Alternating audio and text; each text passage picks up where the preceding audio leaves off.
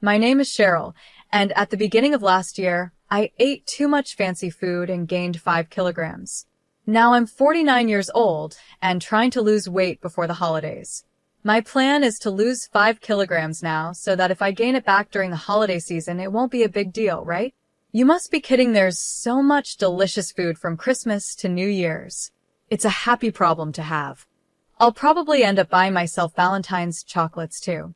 Oops, I'm already drooling. Looks like I'm going to gain weight again this year. Oh well. Today, I have a story from winter that I'd like to share with you. It's about something that happened when I was 28 years old. After dating for several years, my boyfriend Paul and I got engaged, and I introduced him to my parents. This was the so-called marriage greeting. My parents liked Paul, and everything was supposed to go smoothly. But then my older sister Laura, who is 3 years older than me, came home from work and there was an issue. She became fixated on Paul. It's strange, but when you're sisters, you can sense each other's feelings. I could tell right away that she had fallen in love with Paul the moment she saw him. I hoped it was just a fleeting crush, but when she shook his hand, she blushed and held on a little too long. Even when she talked to him, there was this dreamy look in her eyes. I didn't think it was right for her to act like that toward my fiancé, but maybe she didn't even realize she was doing it. Emotions can be hard to control, so I decided to pretend I didn't notice, hoping my sister wouldn't act on her feelings. However, after Paul left, my sister, fresh out of the bath and still wrapped in a towel, confronted me. "You should call off the engagement," she said. According to her, Paul was a womanizer, and I could find someone better. She kept criticizing him, but she didn't have any real reason for saying that. "Why do you think he's a player?" I asked her. "It's a woman's intuition," she replied. The thing is, my sister has never had a boyfriend, so how could I trust her woman's intuition when she has no experience with men? I decided I should trust Paul, whose character I've known for years. I casually brushed off my sister's advice, saying, "Yeah, I'll be careful," without taking it too seriously. After that, Paul started visiting our home often. He said he wanted to build a good relationship with my family, so I invited him over, feeling comfortable about it. My parents were happy, and I hoped Paul would get along well with them since he was going to be my husband. But while things should have been going smoothly, my sister had other ideas. She tried to get close to Paul in a different way. According to Paul, when I wasn't around, she would grab his arm, press her chest against him, and ask, "Don't you think Marianne is a bit immature?" She even asked for his contact details and once purposely fell down in a way that exposed her underwear. Paul said it was so over the top that it was actually funny, but I would have been worried if he was the kind of man to take it seriously. My sister believed she had a chance because Paul couldn't directly reject her since she was my sister. Every time they met, she would approach him with a sweet voice, saying, "Hey." It started with her falling in love at first sight, but it didn't help that Paul worked for a big company, which made him even more appealing to her. She told me, "He's reliable, has a face I like, and seems like the kind of man who can provide security for the future." She was completely taken by him. My parents saw all of this happening, but said nothing. In fact, it wasn't unusual for them to stay quiet when it came to my sister's actions. Honestly, she's always been the type who struggles with things. For example, if she's asked to warm up food, she might accidentally use a plastic dish that isn't heat-resistant, and it melts. She wasn't good at studying, either, or at sports. She often skipped swimming class by making excuses like hurting her foot, feeling unwell, or having skin problems. She wasn't great at schoolwork, sports, or even household chores. And to be honest, she's not particularly good-looking either. Still, because she's the eldest daughter, my parents always treated her differently, giving her special treatment. They even quietly pushed the responsibility of supporting her onto me. I was constantly told to make sure she stood out, but without drawing attention to myself. It felt unfair to be treated so differently as siblings, but I guess my parents saw her as someone who couldn't do much on her own and felt sorry for her. On the other hand, I've always been the type to do things quickly and efficiently. Maybe the adults didn't see much value in helping someone who could handle everything themselves. So, I became good at managing my sister's needs. Sometimes I would even pretend to be less capable in public to keep the balance. But as I grew out of my teenage years, I realized that continuing like this wasn't going to help me in the long run. I started pushing back against my parents and doing things my way. If I had kept going along with everything, I would have become someone who couldn't do anything. When I started standing up for myself, my sister didn't like it much because she was losing my support, but we never really had a bad relationship. We could still talk normally, and sometimes I even gave her advice when she had problems. Our family had its issues, like being too protective of my sister and a little bit of tension between us, but I still thought we were a pretty normal family. However, things changed when Paul didn't return my sister's feelings. She couldn't handle the fact that her younger sister was getting married before her. The night before my wedding, my sister blurted out to our parents, "I can't accept that my younger sister is getting married before me."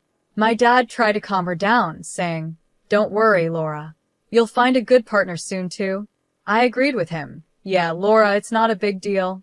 But she wasn't having it. Normally, the older sister gets married first, then the younger one. It's too soon for her. "The wedding is tomorrow," I reminded her. "What are you talking about, Mom? Don't you care about me? I'll be the poor older sister who's left behind while her younger sister moves on," she cried. That night, I listened quietly from the hallway as my sister and our parents argued. Should my sister really get married first? If I waited for her to marry, I would end up growing much older, without any progress in my own life. What was she thinking? I hoped she would calm down after venting her frustrations. Then I heard something shocking. "We won't attend the wedding tomorrow, Laura. Please be okay with that," my father said. What? Both my parents agreed not to come to my wedding just to make my sister happy. I couldn't believe it. It was like they were under some spell, doing whatever she wanted. This went way beyond simply indulging her. Even then, my sister sighed, still not fully satisfied. "Fine, I'll compromise. Let her have a wedding that nobody acknowledges." It was clear she didn't want me to marry Paul, likely because she had feelings for him. It was unbelievable that my parents wouldn't attend my wedding because of my sister's jealousy. The day of my wedding came, but I barely slept the night before. Instead of excitement, I felt anxious and uncomfortable, constantly thinking about what had happened. I'll never forget the satisfied smile on my sister's face when my parents told her they wouldn't be there. At the venue, I had to explain to Paul and his parents why mine weren't coming.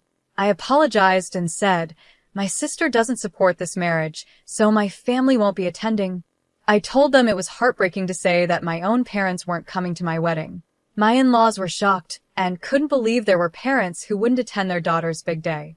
After hearing my story, they stayed silent for a while. The mood felt so heavy, but then my mother-in-law gently took my hand, and my father-in-law placed his hand on top of ours. "Remember, your family is here with you. Don't let this day be a sad one. Come on. Why don't you smile?" my mother-in-law said warmly. Her words made me tear up. Paul, seeing me cry, softly stroked my head and said, "Ashley, I'm your husband now, so please stop saying that your family isn't here."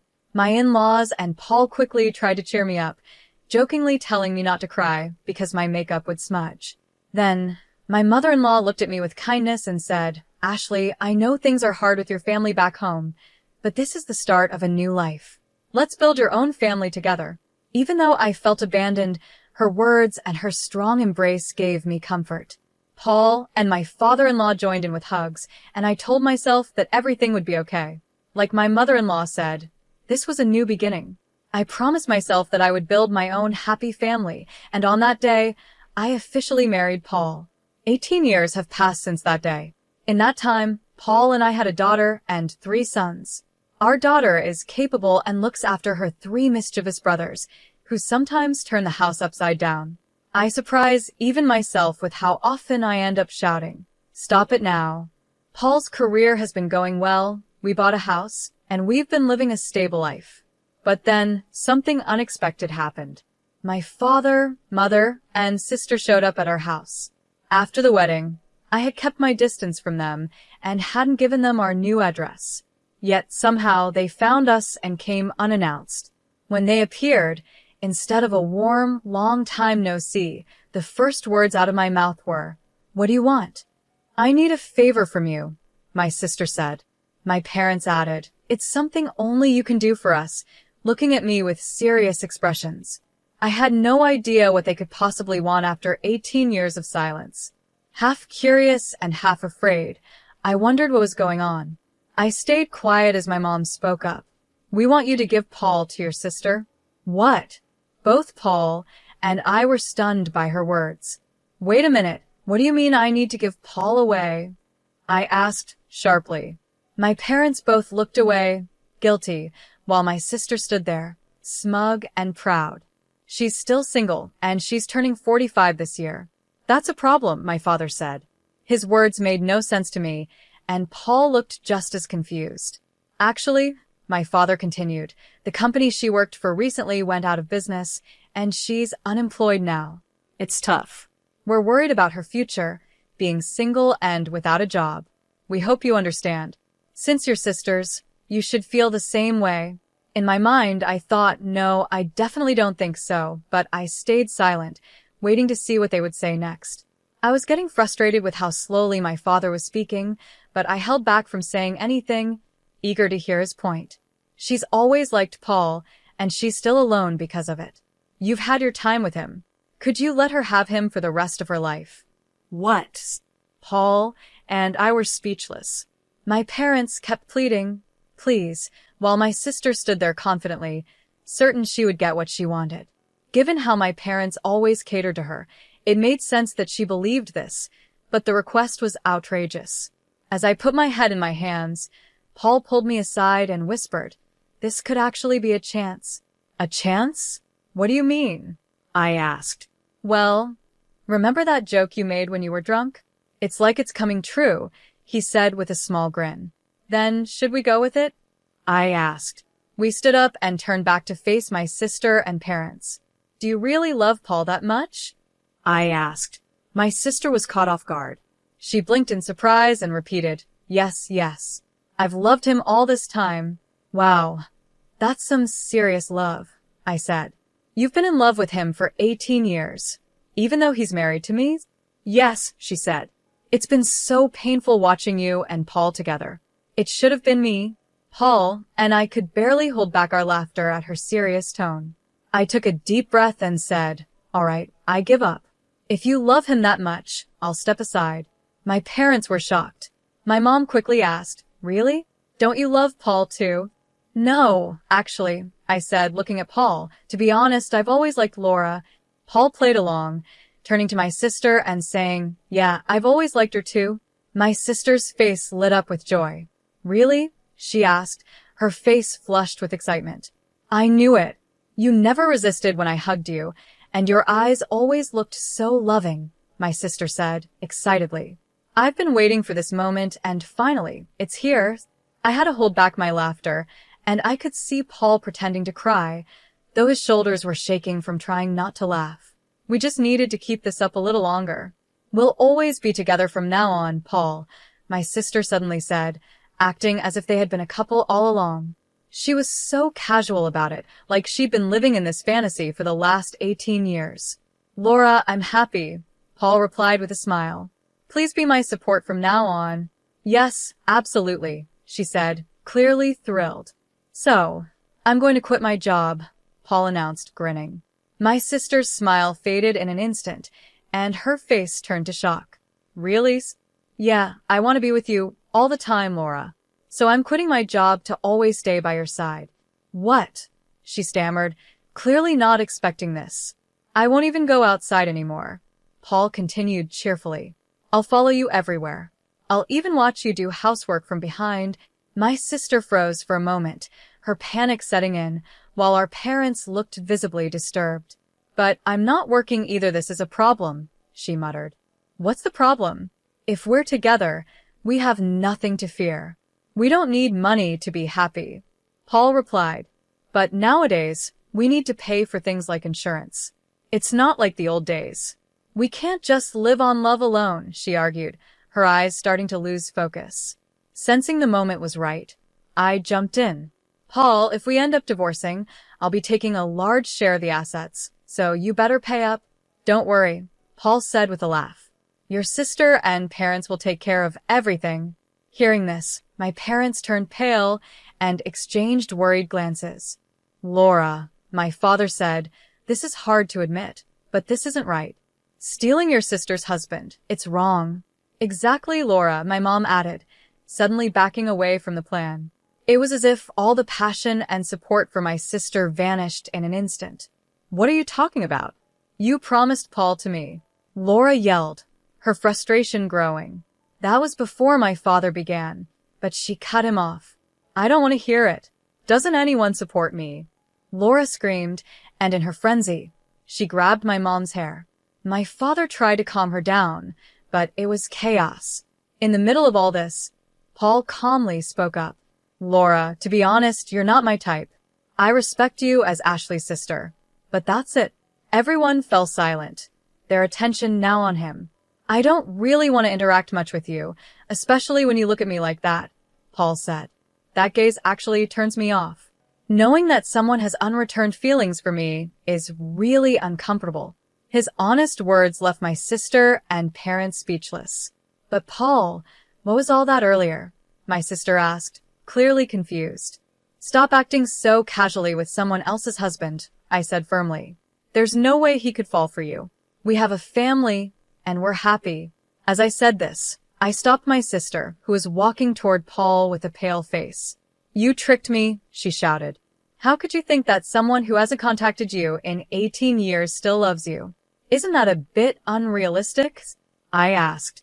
My sister's face turned red, and she started to tear up, clearly out of frustration. If you were really attractive, maybe it would be different.